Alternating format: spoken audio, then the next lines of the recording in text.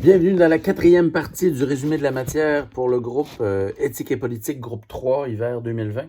On s'est arrêté abruptement sur une description trop brève du masculinisme, qui est un courant de pensée très diversifié.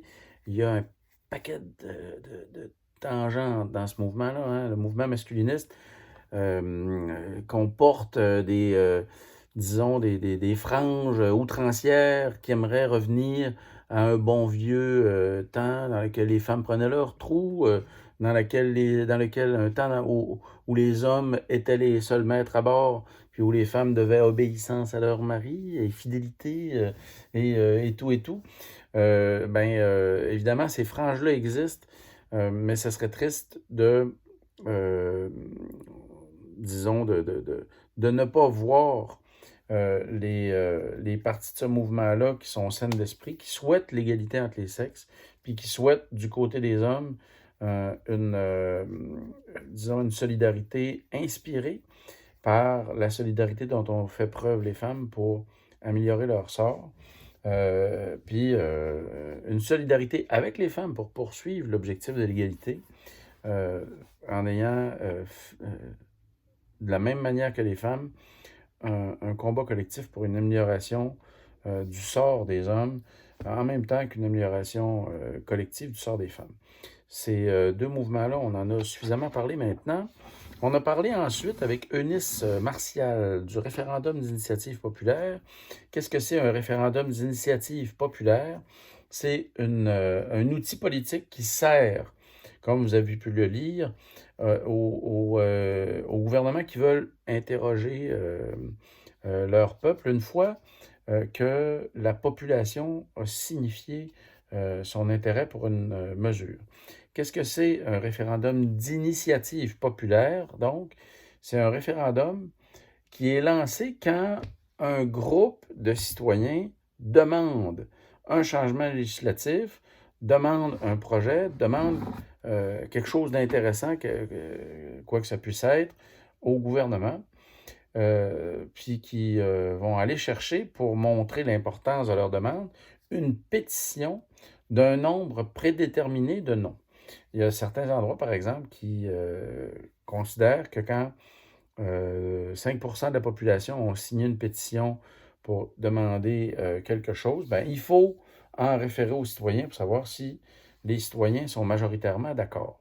Donc, la première étape, c'est de formuler précisément une demande. Ensuite, en deuxième étape, on fait une pétition. Si cette pétition-là obtient suffisamment de support, on fait un référendum. Ces référendums-là d'initiatives populaires qui viennent de la population sont souvent organisés au même moment que les élections générales, de manière à éviter des frais là, pour installer des boîtes de scrutin alors qu'on en fait déjà lors des élections. Puis on va comme ça pouvoir avoir l'avis de la population sur les questions qui sont proposées par la population elle-même. Puis c'est de cette manière-là qu'on se retrouve dans certains États avec des bulletins de vote qui peuvent comporter des dizaines de questions parce qu'on réfère à la population pour savoir qu'est-ce que l'État devrait faire. Puis ensuite, si une mesure est soutenue par la majorité de la population, ben là, le gouvernement la met en place. Puis ça devient une loi. Ou ça abroge une loi, ou ça met en marche un projet. C'est ça l'idée d'un référendum d'initiative populaire. Un référendum tout court, c'est le gouvernement qui décide de poser une question.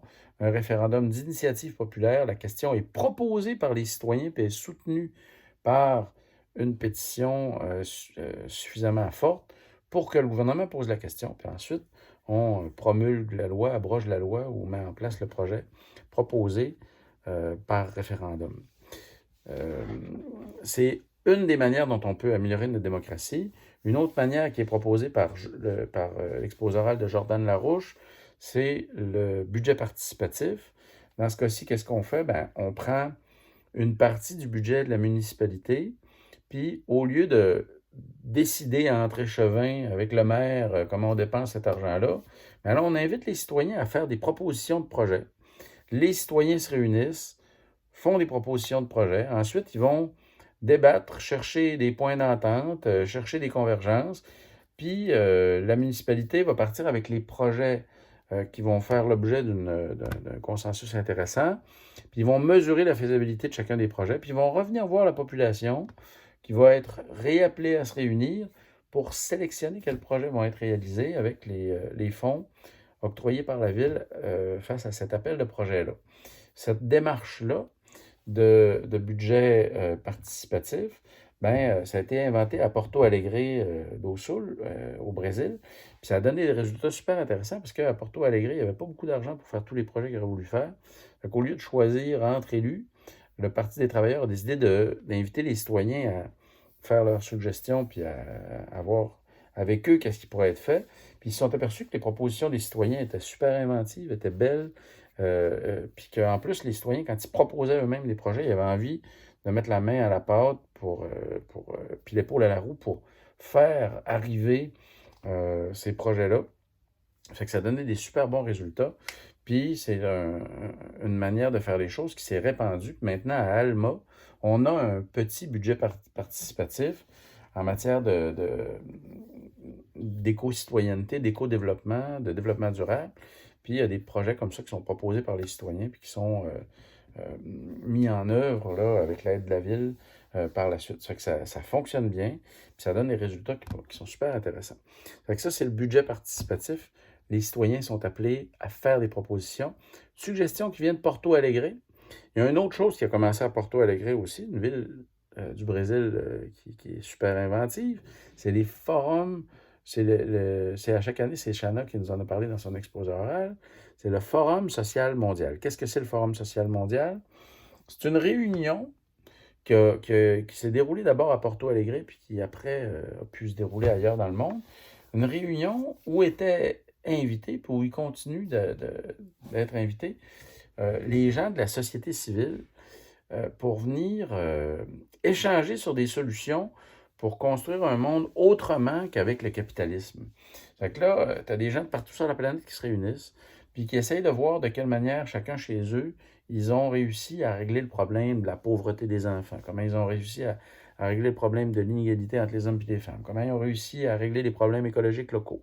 Puis, en ayant comme ça des échanges sur différents sujets, sans qu'il y ait de vote ou sans qu'il y ait de manifeste à la fin, ben, chacun repart dans son pays en étant inspiré par les belles initiatives qui ont été mises en place, mises en œuvre ailleurs. Puis, on repart chacun chez soi avec un réseau d'entraide planétaire pour réfléchir à des projets innovants, puis pour construire un monde meilleur, finalement, sur la base de ces projets-là. Le Forum social mondial, ça a tellement bien fonctionné qu'il y en a eu maintenant sur tous les continents, puis on a des forums sociaux régionaux qui en sont sortis de ce Forum social mondial-là. Puis on en a eu un au Saguenay-Lac-Saint-Jean qui a donné des super de beaux résultats, toutes sortes de belles initiatives qui sont nées de ce Forum social régional-là. Ça fait que c'était un beau tournant, là.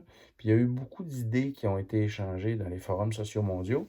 Puis ce que ça a montré, c'est que maintenant, avec les outils de communication et avec les moyens de transport qu'on a maintenant, le monde ordinaire de la société civile peuvent eux aussi se réunir. Puis c'est pas seulement les grands financiers de la planète qui peuvent se réunir.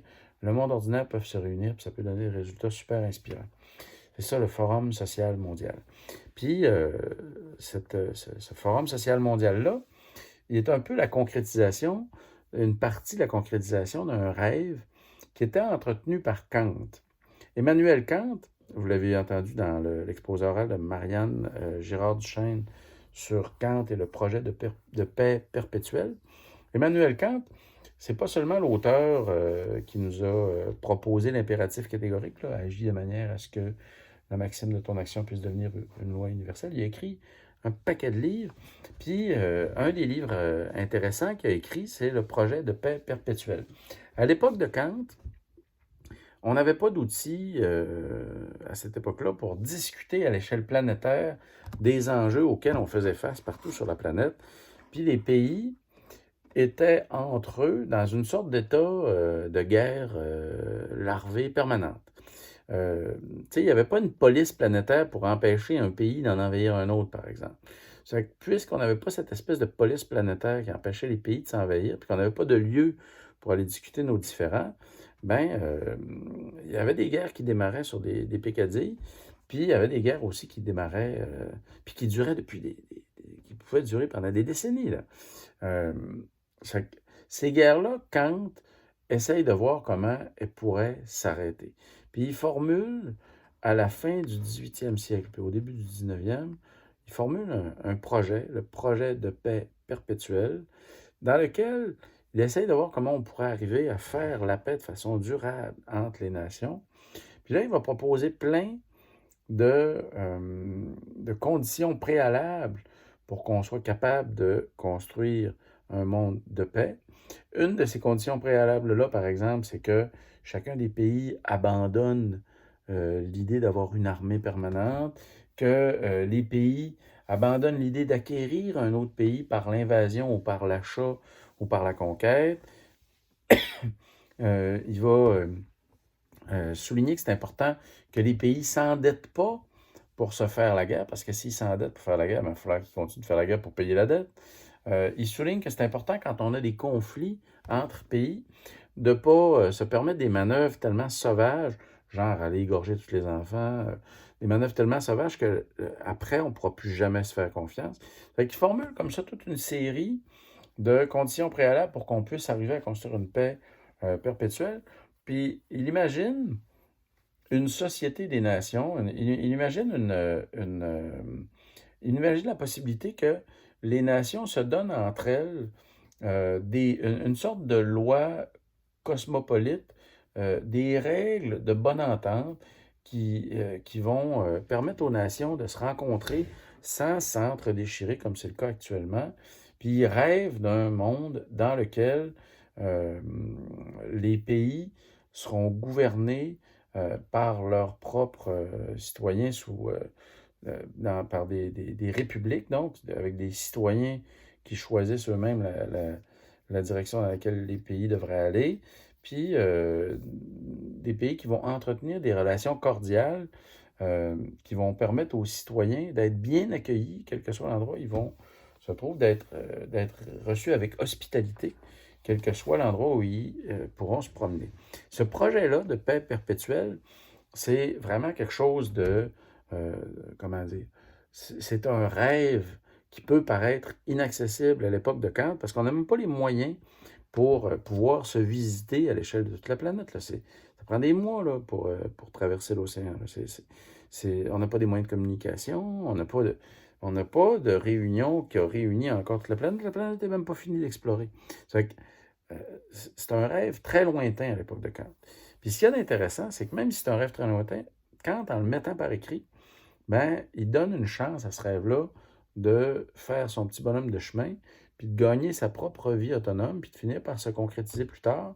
Puis c'est ce que Julia Tremblay nous a montré d'une certaine manière avec son exposé oral sur l'Organisation des Nations Unies, parce que une partie du rêve de Kant s'est concrétisée dans la construction des grandes institutions planétaires qui nous permettent maintenant de discuter ensemble à l'échelle planétaire sans s'entretuer.